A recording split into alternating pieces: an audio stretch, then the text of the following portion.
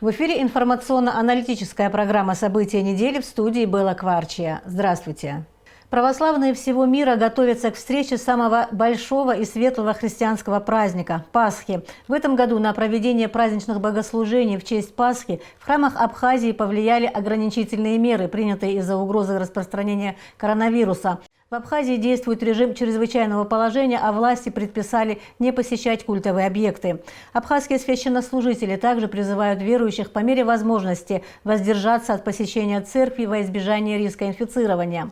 В некоторых храмах богослужения будут проходить без прихожан. Сегодня непростое время, и у нас непростая обстановка. Исходя из этого, мы обращаемся и хотим предложить, рекомендовать людям, которые находятся в зоне риска заболеваемости какой-то, которые чувствуют недомогание, у которых какие-то непонятные есть явления, у которых температура повышена или простудные заболевания, воздержитесь, пожалуйста. И мы надеемся и верим, что это не последняя Пасха и не последнее богослужение, что этот период сложный пройдет, и будет у нас время, и будет у нас возможность, и мы будем вместе собираться, и все причащаться святых христовых тайн. Всем известно, что эта болезнь передается в результате прямого контакта от человека к человеку. Поэтому ограничьте, пожалуйста, свои выходы из дому. Самоизолируйтесь. Прежде чем выйдете из дома, вглядитесь в глаза своих детей, своих старших, и соизмерьте свои убеждения и необходимость выхода от них с той бедой, которую вы можете привести. И подумайте, стоит ли вам делать этот шаг. Что касается позиции Абхазской православной церкви, то, учитывая, что в стране не столь высок уровень заболеваемости, службы будут проводиться, но с минимальным количеством верующих. Иисус Христос ирейгылара, обращаева михара, мшиш, обрезали чаша взею, ахаюгу бихиди татагозаша, и шахват загив дуроид, ачимазара. Ачимазара захказвуй амзир яхказха, пас Иисус Христос ахавуй захказа уйдиса ираим чмухара ма рацов. Имзир яхкама и газара яхкама и захказвуй хасази на пейну. Уйдиса и стазара юккулоп югайзаша югайнзаша. Яхя убас юккулоп аздара ачимазуица. Ахеткарра анчейтшоп ухамаш шаркаха рамхази. ويدارن ذا غرج ردودزوب أن شتخلص ويزها حكوا توبري مشبه نحرة خا يقو بخبيه أم تشمزرة يشمزيو خو يلقانيزمو تشمزرة واي ورا نحرة يتشو وكشرها ويقلر قلزوم يشمزيو داين يرى يشمزرة دچه از عشق عیسی و ابن حردودزو و برزها شزخوت زخو گوبزره امان ازبو و انشاش اینه ها دخاگیر کچک اشنزینی و شانکون شزخوتسن ایباتن هری یرحو اقرحو قبرم های یرحو اززیر تخوب. На Пасху и в течение всех предшествующих Пасхе 40 дней верующие обычно активно посещают храмы. Таким образом, церковь становится местом массового скопления людей, а это значит, что духовные заведения тоже могут стать очагом коронавирусной инфекции. К примеру, по данным Национального центра информации о коронавирусе в Израиле, почти каждый третий заболевший заразился в синагогах. Насколько опасно во время карантина посещать религиозные мероприятия, разбиралась Эсма Голландия. Во всем мире вводят ограничительные меры на посещение культурно-массовых, в том числе религиозных мероприятий.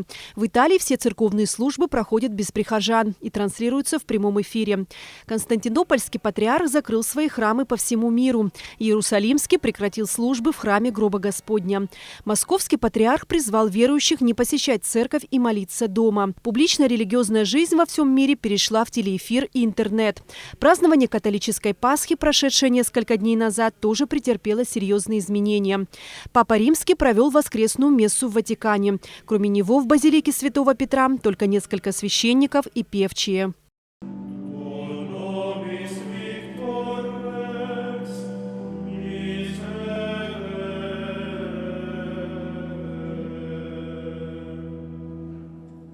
Пасхальная месса в Иерусалиме тоже прошла при закрытых дверях. Архиепископ в своей проповеди подчеркнул, что в праздник унынию не место и что следует во всем видеть благо. А творят его те, кто жертвует своими жизнями, спасая других. В знак солидарности с медиками знаменитую статую Христа Искупителя в Бразилии с помощью подсветки одели в халат врача.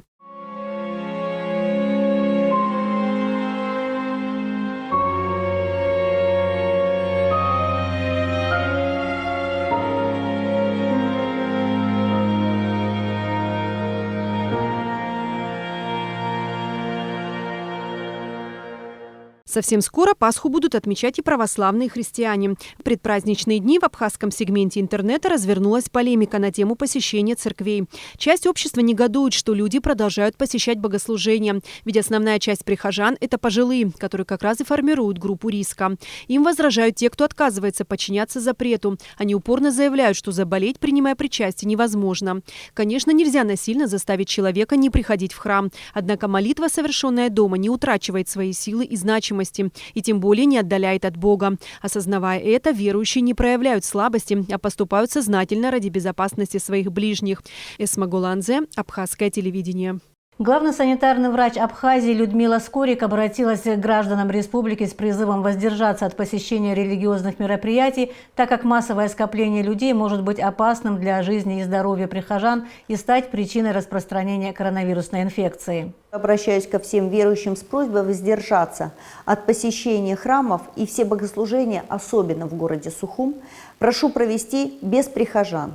Можно прибегнуть к средствам громкоговорительной техники, установить ее за пределами храма и общаться с верующими дистанционно. Также прошу не приходить в данный период в храм за причащением, так как это основной путь передачи коронавирусной инфекции, которая передается или через прямой контакт с загрязненной поверхностью, через поцелуи или через пользование одним предметом с больным человеком.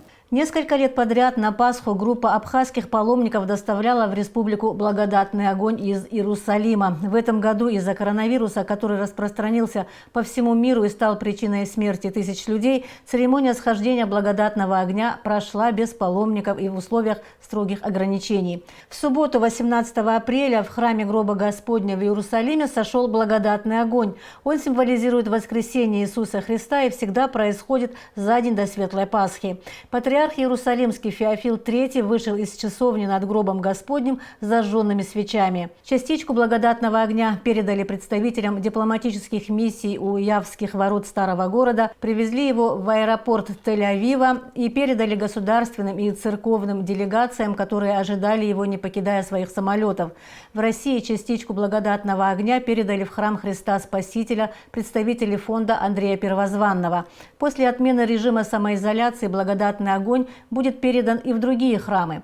Как сообщил глава духовно-нравственного фонда имени святого апостола Симона Канонита и святого великомученика Евстафия Апсильского Рауф Харазия, в Абхазии держат связь с духовенством города Сочи, и как только благодатный огонь будет передан в сочинские храмы, его частичка будет также передана и Абхазии.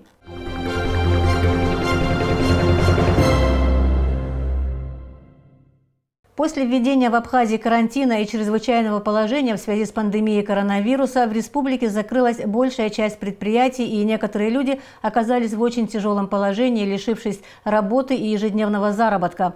В такой ситуации особенно уязвимы малообеспеченные слои населения. Чтобы оказать поддержку нуждающимся гражданам, объединились многие предприниматели, бизнесмены и волонтеры.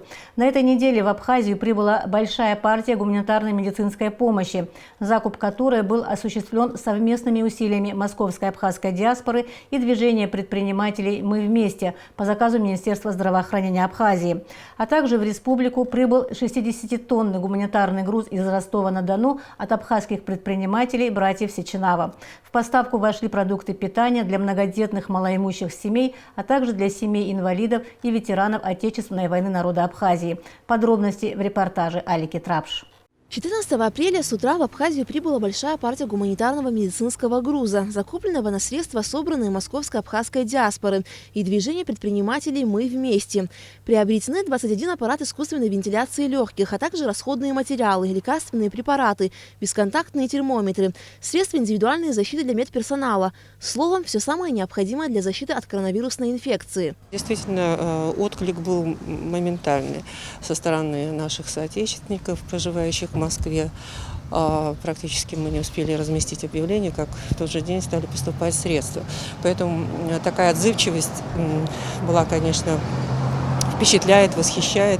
И, в общем-то, сбор действительно продолжается. Люди продолжают уносить свои средства какие-то. Мы пока не останавливаем, потому что закупки продолжаются. Думаем, что еще будут впереди какие-то поставки. Мы очень благодарны нашим соотечественникам за такую помощь, за такое содействие, потому что без этих средств, пожалуй, все это не состоялось бы. В вопросах защиты населения от коронавируса не остались безучастными и представители бизнес-сообщества Абхазии.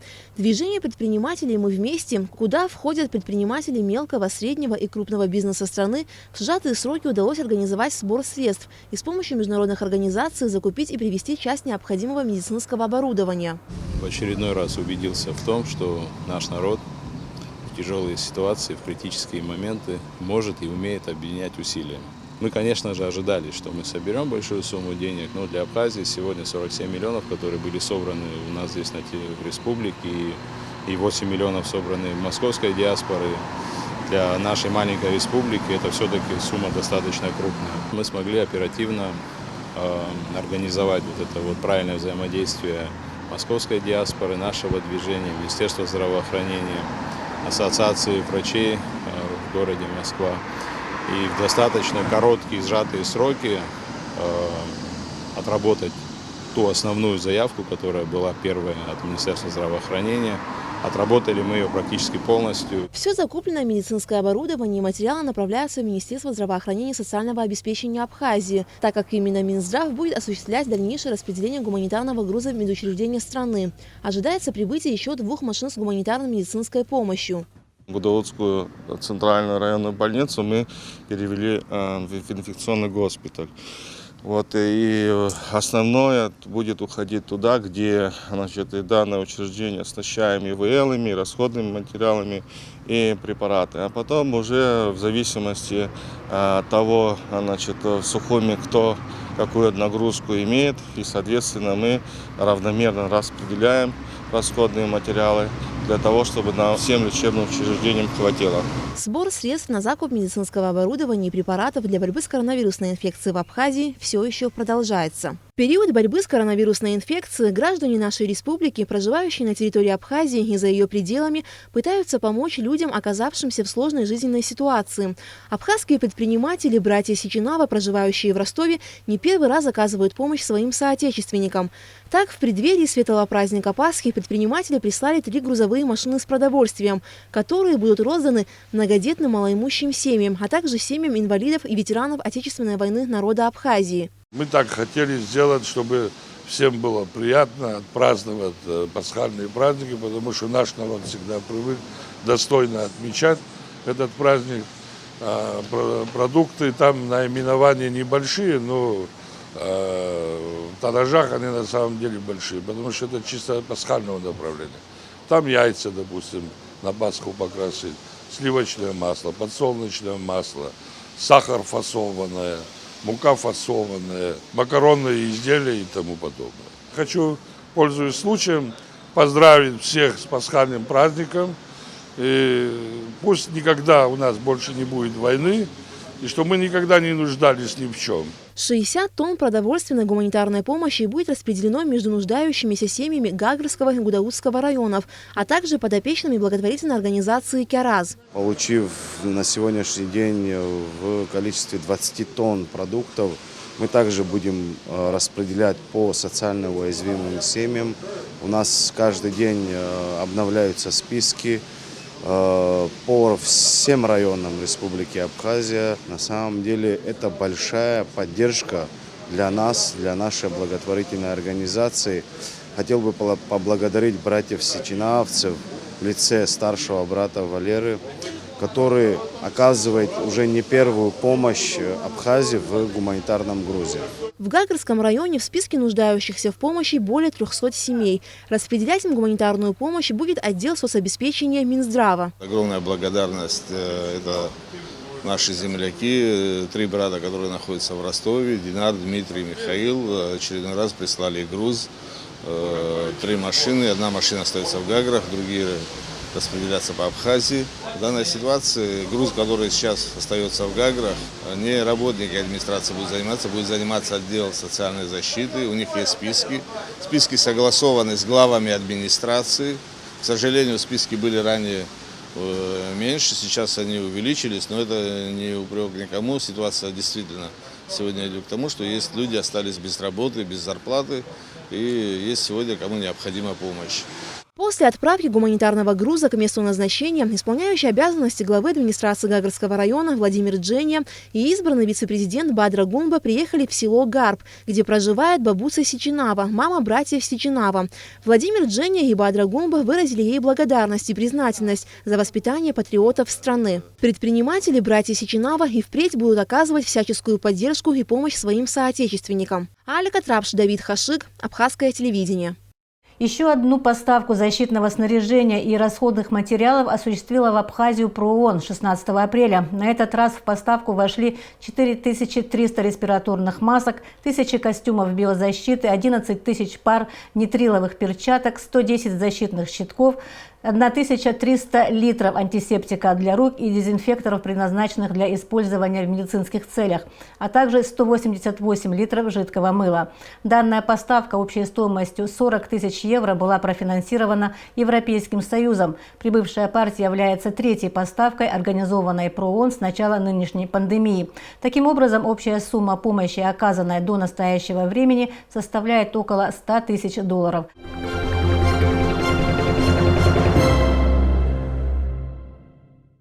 Итак, с 28 марта Абхазия живет в режиме чрезвычайного положения из-за угрозы коронавирусной инфекции. Без малого месяц карантина – это довольно значительные убытки, которые отразятся на экономике нашей республики.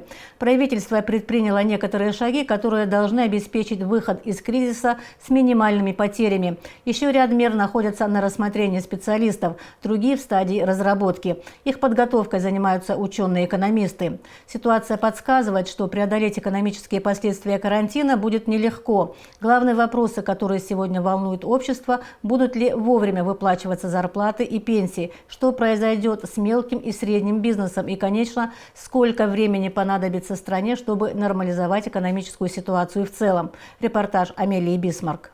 О том, что ситуация в Абхазии развивается не по самому худшему сценарию, в первую очередь свидетельствует то, что на данном этапе успешно сдерживается распространение коронавируса.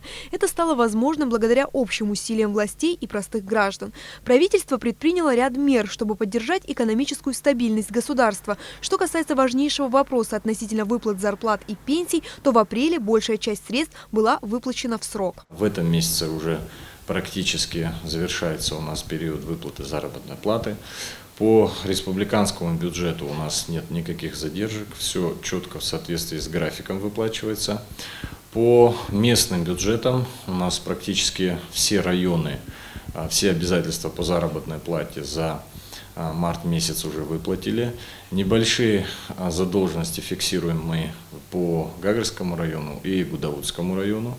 Но в результате совместных действий мы планируем в ближайшее время эти задолженности тоже погасить. Несмотря на то, что экономическая ситуация достаточно сложная, бюджетники должны получить зарплаты вовремя и в мае. Чтобы обеспечить выполнение этих задач, уже сегодня предпринимаются определенные шаги по сокращению других, менее актуальных в настоящее время статей расходов. В мае месяце мы начнем выдачу заработной платы за апрель. Безусловно, ситуация у нас тяжелая. В части поступления доходов прогнозы Министерства финансов по сокращению они выполняются. То есть мы столкнулись с сокращением в диапазоне от 50 до 55% по сравнению с поступлением того же месяца прошлого года.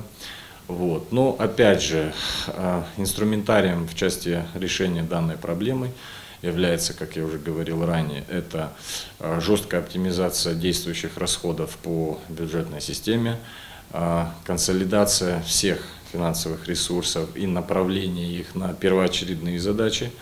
Это у нас, безусловно, заработная плата, нормативно-публичные обязательства и, безусловно, борьба с распространением вируса. Вот. Ну, на следующий месяц мы тоже планируем, что заработная плата будет выплачена в срок.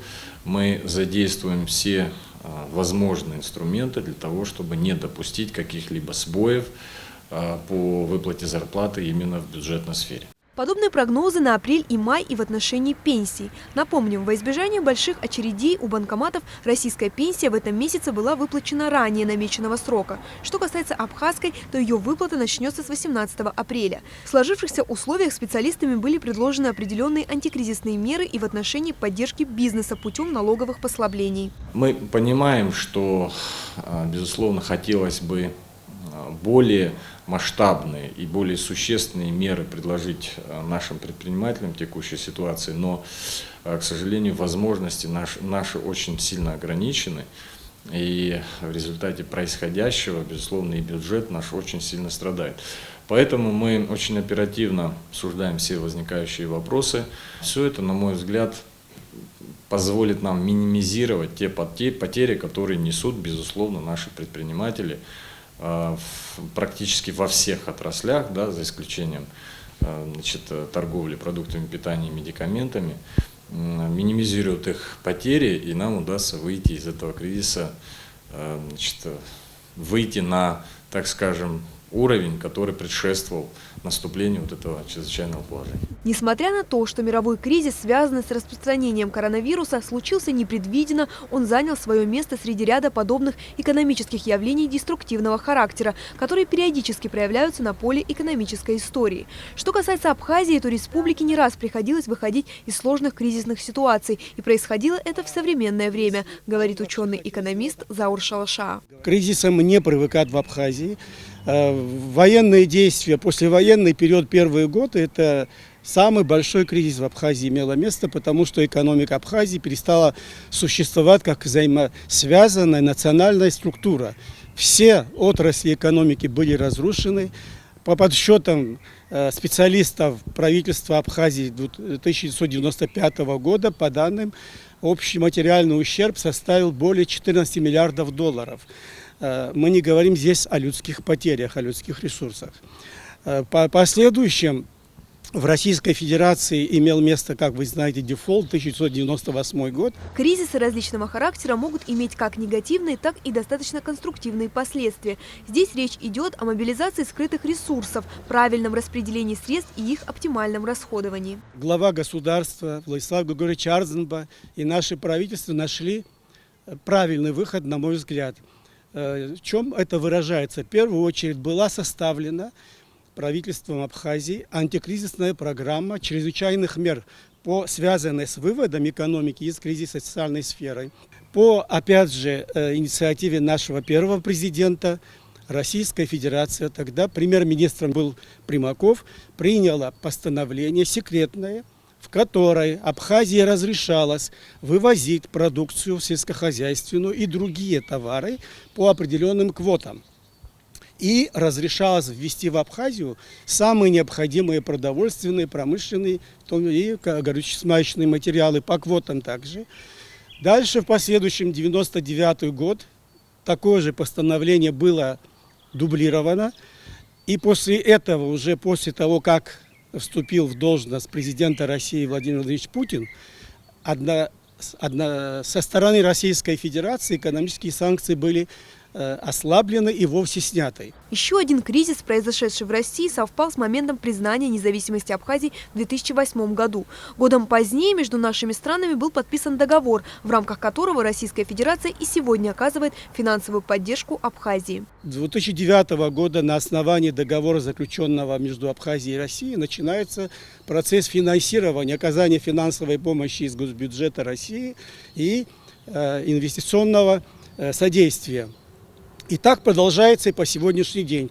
Я историю этого вопроса не хочу затрагивать, там огромные суммы вложений и так далее, об этом очень много пишут и говорят, но один факт нужно отметить, что мы пользуясь этой огромной финансовой поддержкой, России не смогли создать собственную продовольственную и экономическую базу государства. До этого момента говорить о системном кризисе в республике было излишне, несмотря на то, что определенные отрасли находились в затяжной депрессии, отмечает Шалаша. На то, чтобы выйти из нынешнего кризиса, республике понадобится несколько лет. Меры, оперативно предпринятые государством, носят позитивный характер, однако их недостаточно, подчеркивает ученый. Также, по мнению экономистов, в ближайшее время должна быть разрешена деятельность определенных бизнес-структур. Естественно, что предприятия должны работать с соблюдением всех санитарных норм. Думаю, надо принять решение сейчас, чтобы они начали работать о налоговых каникулах первое и о списании долгов, у кого образовались. Но опять же, это исследовал каждый конкретный хозяйствующий субъект, а это дело уже фискальных органов налоговой службы. За последние годы разными учеными и экономистами-практиками был разработан ряд документов по поддержке и развитию абхазской экономики. По мнению Заура Шалаша, знания и подходы, заключенные в них, должны стать основой для формирования масштабной антикризисной программы. За обобщенным понятием предприниматели скрываются отнюдь не абстрактные люди, а наши с вами граждане, которым пришлось столкнуться с разными сложностями, финансовыми и моральными. Ведь выбор между тем, чтобы сохранить свой бизнес и сократить коллектив, всегда особенно сложный. Если сокращение коллектива – это крайняя мера, то задержка оплаты труда – нередкая ситуация, в которой оказались сегодня предприниматели и их работники. Карантин всех выбил из колеи, оставляя за собой след в виде порушенных планов, упущенных возможностей и, конечно, финансовых проблем. Кафе «Акалат» успешно работает на абхазского потребителя уже несколько лет. Однако к подобному непредвиденному кризису руководство предприятия оказалось не готово. Конечно, мы переживаем нелегкие времена. И вообще январь и февраль всегда для ресторанного бизнеса в любой точке мира, а тем более в Абхазии, это всегда такие неприбыльные месяца, и в лучшем случае мы работаем в ноль. Вот, поэтому у меня не было какой-то подушки безопасности, чтобы отправить всех своих сотрудников в оплачиваемый отпуск. И мы приняли решение работать на доставку. Наши выручки сократились втрое. Но этого хватает на минимальные закупы и на зарплату. Вот. Сотрудников старшего поколения нам пришлось отправить домой. В последнее время в Абхазии активно стал развиваться малый бизнес. Согласно основным экономическим законам, чтобы идея окупилась и стала приносить чистую прибыль, необходима плодотворная работа на протяжении нескольких лет. А когда обстановка осложняется непредвиденным простоем предприятия, то бизнес-идея, рискованная по своей сути, может оказаться и вовсе провальной. Зная все эти принципы, местные предприниматели изо всех сил стараются не попасть в списки банкротов. Кофейня «Бригантина» сегодня работает на вынос, ведь только такой формат деятельности допускается в режиме карантина. Как объявили карантин, в первую неделю мы не работали, потом перенастроили работу в плане на вынос, что мы смогли работать, хотя изначально у нас все было запланировано работать на вынос. Вся посуда у нас одноразовая, бумажные стаканы, бумажные тарелочки и биоразлагающиеся ложки-вилки. В разы упали продажи, совсем другие продажи стали. И людей мало на улице. Мы сами, конечно, призываем оставаться дома. Но если кто-то вышел по работе, то вот что мы можем предложить, то в формате на вынос. Перед объявлением карантина мы завезли большой объем товара, стаканы завезли бумажные, и мы не успели выплатить НДС. То есть мы оформлялись в брокерской, и денег реально не хватило. Потому что мы раздали зарплаты, а потом все, работа упала, и мы не смогли выплатить. Салоны красоты – достаточно популярная и востребованная в Абхазии сфера бизнеса. В последнее время наблюдалось активное развитие этой индустрии. В марте и апреле под карантин попали все объекты подобного рода. Несмотря на возмущение клиентов, салоны закрыли двери, а сотрудники, в большинстве своем работающие от выработки, отправились в неоплачиваемый отпуск. Конечно же, большие потери несем мы, индивидуальные предприниматели. Очень сильно страдает средний и малый бизнес. Говорить о том, какие мы несем расходы, я думаю, не стоит. Все вы знаете, что это аренда, что это коммунальные услуги и очень много других моментов. Очень переживаю за то, что на сегодняшний день работники не получают заработную плату. Штат не маленький, в районе 30 человек. Что касается наших магазинов, наши магазины тоже закрыты в городе Гудаута и в городе Сухум. Но мы организовали доставку по Сухуму, потому что очень много поступало просьб оформить и доставить продукцию. Вот, мы решили, почему бы нет. В это сложное время местные предприниматели все же не теряют надежды на успешную работу, которая должна наладиться уже в ближайшем будущем. Мы не отчаиваемся, верим в лучшее, очень ждем это чудесное число 20 апреля. Вот, хотим все вернуться в привычный для нас график, режим работы. На сегодняшний день салон красоты закрыт наш, но мы отвечаем на все звонки. 80% клиентов, безусловно, вернутся на свои услуги. Вот. Возможно, кто-то выпадет, потому что месяц сидеть дома. То есть я думаю, что будут люди, на ком отразится финансовая недостаточность. Поговорив с владельцами малого бизнеса, сразу становится понятно, что они понесли значительные убытки, но в еще более сложной ситуации оказались их сотрудники. Речь о тех людях, которые были отправлены в бессрочный и неоплачиваемый отпуск. Амелия Бисмарк, Джамбул Чхапелия, Абхазское телевидение.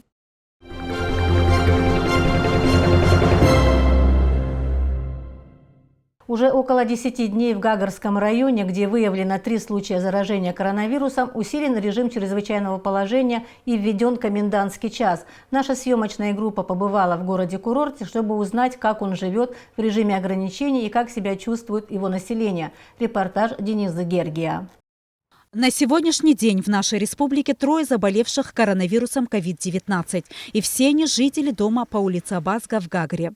2 из них проходят лечение в Гудаутской ЦРБ. 3 отказалась от госпитализации, находится дома на самоизоляции.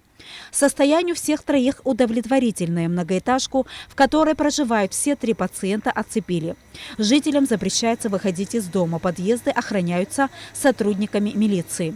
Продукты первой необходимости, хлеб и лекарства им приносят волонтеры и администрация Гагарского района. Что за препараты и кому они предназначены? Это необходимые препараты для жителей дома по Абазга 53.1, так как каждый раз жители дают список лекарств необходимых, они находятся на карантине, выйти в аптеку не могут.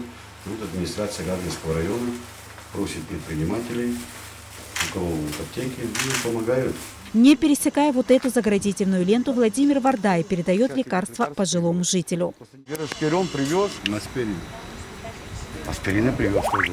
Сейчас Ира сформирует список лекарств, которые вот необходимы, потому что нам аптеки собирают их. У волонтера Гузель Садыковой в этом доме живет дочь. Но помощь оказывает не только дочери, но и всем жителям. Конечно, не нравится им сидеть так долго дома, но а что если делать? Если выхода другого нет. Все с пониманием относятся, потому что ситуация непростая, сложная. Вот у ребенка день рождения было, подарочки, ну то есть все, что они не могут сказать мальчикам, как говорится, они звонят мне. Вы к ним заходите или на улице встречаете? Мы здесь вот за запретной линией, они мне передают бумажки, я покупаю им то, что нужно, и приношу. По словам исполняющего обязанности главы администрации Гагарского района Владимира Дженя, в районе создан штаб, куда входят все необходимые службы. Работает комиссия, которая следит за деятельностью общепитов, магазинов и прочими предприятиями. В целом ситуация находится под контролем, отметил он. Проведена была изначально дезинфекция квартирных домов, улиц, объектов, где часто посещаются, это больница, милиция и вот те торговые объекты, где часто люди находятся. Закрыты были рынки все по Гагарскому району, были созданы посты. С момента закрытия границы ежедневно поступают нам списки, где мы с отделом внутренних дел Гагарской милиции, санэпидемстанции этих людей отслеживаем, берутся телефоны и находятся на контроле. По самому дому оба подъезда сегодня изолированы. В первый же день была проведена дезинфекция обеих подъездов. На встрече с журналистами исполняющего обязанности главы администрации района также рассказал о трудностях, с которыми сталкиваются врачи. Те люди, которые находятся в зоне риска, Они по всем вызовам они выезжают, и непосредственно у них бывают контакты. А средства защиты уже подходят к концу. Это тоже у нас благотворительные организации, аптеки, у кого что было, мы по чуть-чуть везде собираем. И сегодняшний день мы разговаривали с главным врачом, и представитель собрания здесь на совещании озвучивал.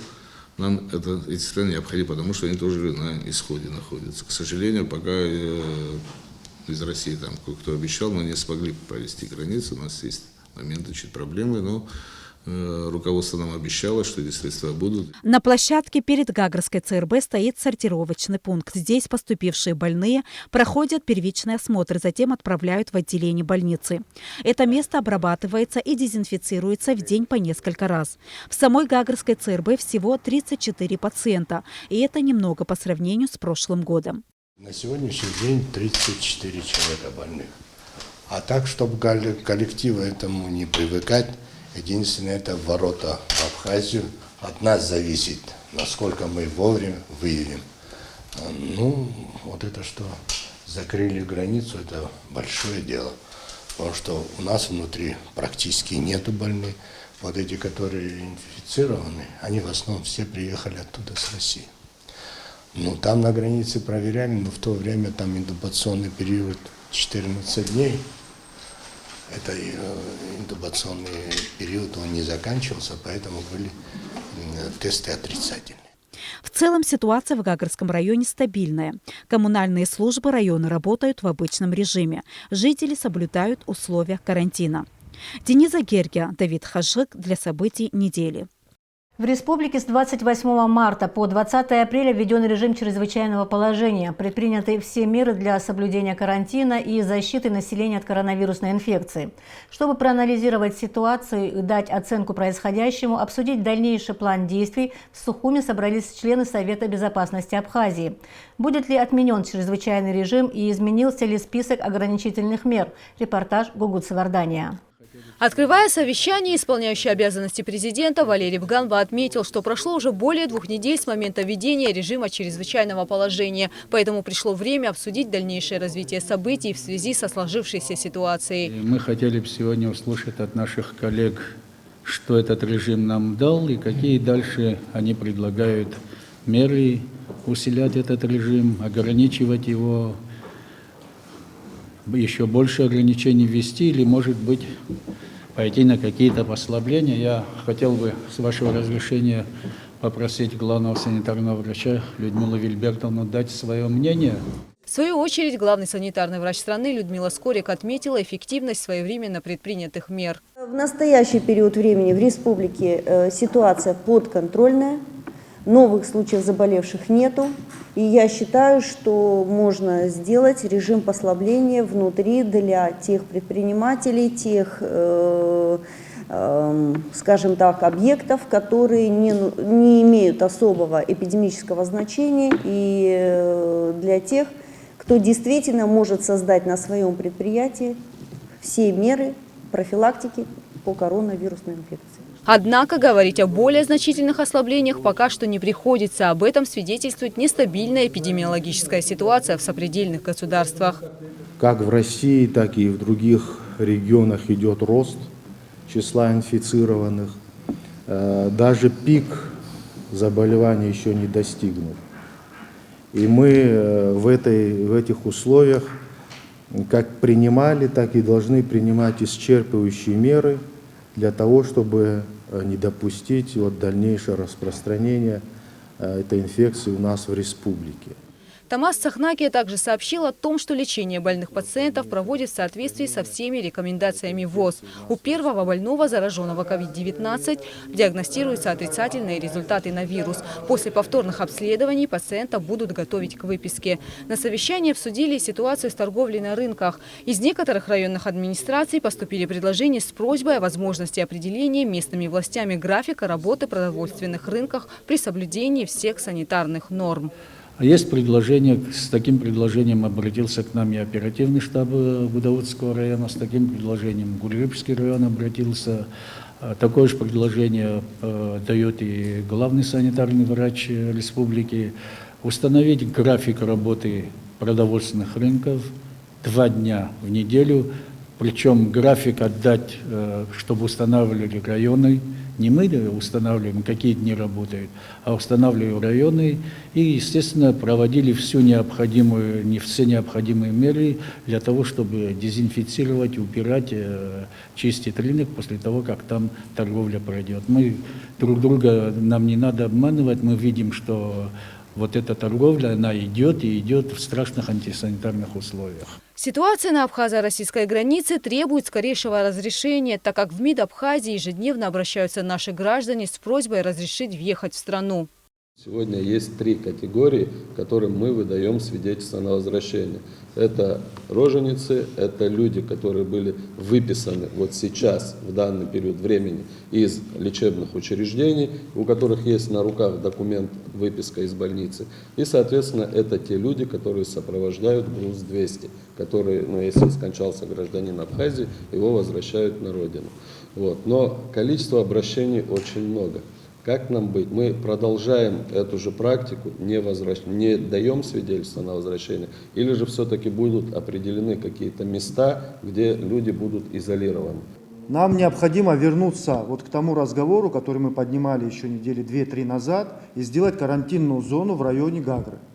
Там эти люди должны все находиться минимум, там может быть 10 дней, потом там провести эти тесты, если эти тесты у нас были бы, и тогда спокойно можно было бы их отпускать, уже кто едет в Гагру, кто едет в Сухум и так далее. Эти условия государственные. Приехали на территорию Абхазии, пройдите, пожалуйста, вот эту карантинную зону, пройдите определенное количество дней, убедите всех населения Абхазии, что и власти Абхазии, что у вас нет никаких проблем, нет никакой инфекции, нет каких симптомов, и спокойно езжайте домой. После обсуждения различных предложений о дальнейших действиях по защите населения от коронавирусной инфекции было решено режим чрезвычайного положения не продлевать. Однако ограничительные меры продлены до 4 мая. Та норма, которая предусматривала, чтобы все государственные органы власти и государственные учреждения, предприятия сократили до минимума количество работников, она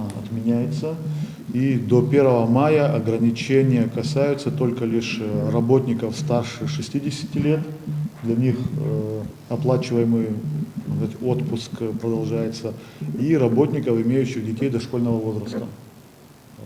С 20 числа все другие работники уже выходят. Руководителям органов государственной власти, органов местного самоуправления и госучреждений, предприятий и организаций также запрет на направление зарубежной командировки, он продлевается до 1 мая.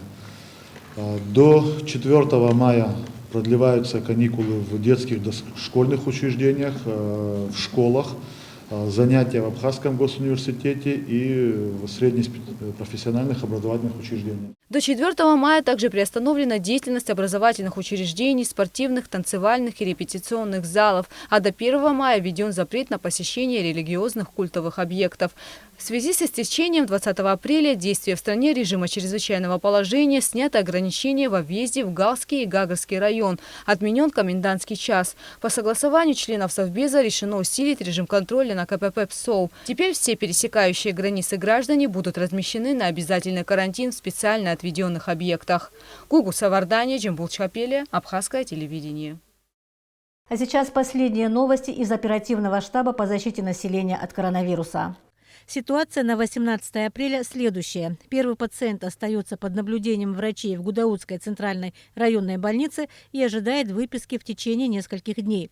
Второй пациент идет на поправку. Его состояние стабильное с выраженной положительной динамикой. Состояние пациента 1925 года рождения с отрицательной динамикой. Несмотря на то, что состояние пациента ухудшается, он по-прежнему отказывается от госпитализации, продолжает оставаться на самоизоляции и получает необходимое медикаментозное лечение. За прошедшие сутки тестирования прошли 9 человек, у всех у них диагноз коронавирус не был подтвержден. Оперативный штаб по защите населения от коронавируса обращается с просьбой к населению, несмотря на относительно стабильную ситуацию в республике, продолжать соблюдать режим чрезвычайного положения и не покидать свои дома без острой необходимости. На этом наша программа подошла к концу. С наступающей Пасхой вас! Мира и благополучия! Всего доброго!